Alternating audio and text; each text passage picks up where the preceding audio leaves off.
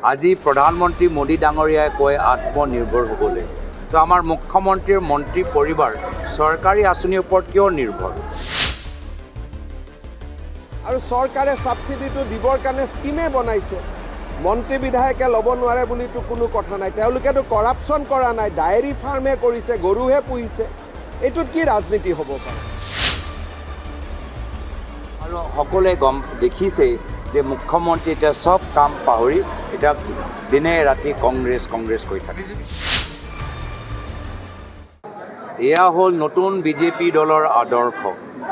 চৰকাৰী আঁচনিৰ পৰা সাধাৰণ জনতাক বঞ্চিত কৰি নিজৰ পৰিবাৰক তেওঁলোকে তালিকাত বঢ়াইছে। আজি প্ৰধানমন্ত্ৰী মোদী ডাঙৰীয়াই কয় আত্মনিৰ্ভৰ হ'বলৈ। তো আমাৰ মুখ্যমন্ত্ৰীৰ মন্ত্ৰী পৰিবাৰ চৰকাৰী আঁচনিৰ ওপৰত কিয় নিৰ্ভৰ?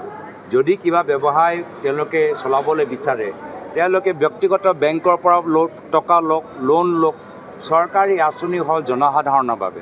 জনসাধাৰণে নিজৰ টেক্সৰ পইচা, GST পইচা, ইনকাম টেক্সৰ পইচা দি ৰাইজৰ উপাৰ্জনৰ বাবে চৰকাৰী আঁচনি বিচাৰে। কিন্তু এয়া হ'ল নতুন বিজেপিৰ পৰম্পৰা।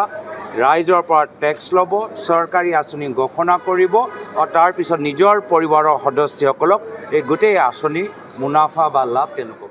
কোনোবাই যদি কাম কৰে, গৰু পুহিছে, তো ছাবচিডি পাবই। আপুনি গৰু পুহিলেও ছাবচিডি পাব।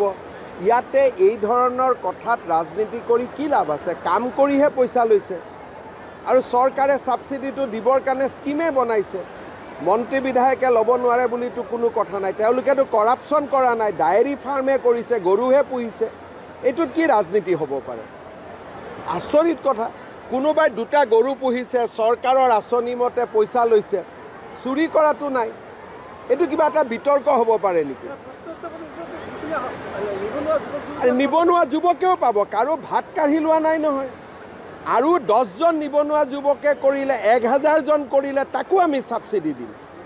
কাৰোবাৰ যদি 2জন নিবনুৱা যুৱকক মাৰি যদি লৈছে, তেতিয়াহে ক'বলগীয়া কথা আছে। আগতে কংগ্ৰেছৰ দিনত মানুহে দুৰ্নীতি কৰি খাইছিলে। এতিয়া যদি আমাৰ মন্ত্ৰী বিধায়কে ঘৰত গাখীৰ উৎপাদন কৰি খাব খোজে, আপত্তি কি আছে? ইয়াতে চলিবতো লাগিব ঘৰখন।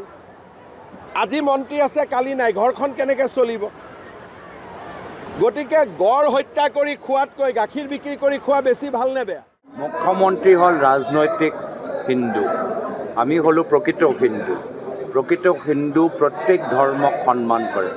ময়ো এজন হিন্দু, কিন্তু মই প্ৰত্যেক ধৰ্মক সন্মান কৰোঁ। মন্দিৰ, মছজিদ, গীৰ্জাঘৰ, গুৰুদ্বাৰা পবিত্ৰতা আমি ৰক্ষা কৰিবলৈ বিচাৰোঁ। কোনো প্ৰকৃত হিন্দু মই ভাবোঁ এনেধৰণৰ নিম্ন কথা ক'ব নোৱাৰে। মুখ্যমন্ত্ৰীয়ে যে মোক ৰাইজৰ ৰাজনীতিক ইমান প্ৰাসংগিক কৰি তুলিলে, মই তাৰ বাবে মুখ্যমন্ত্ৰীজনক কৃতজ্ঞতা জ্ঞাপন কৰিছোঁ। আৰু সকলোৱে দেখিছে যে মুখ্যমন্ত্ৰী এতিয়া চব কাম পাহৰি এতিয়া দিনে ৰাতি কংগ্ৰেছ কৈ থাকে।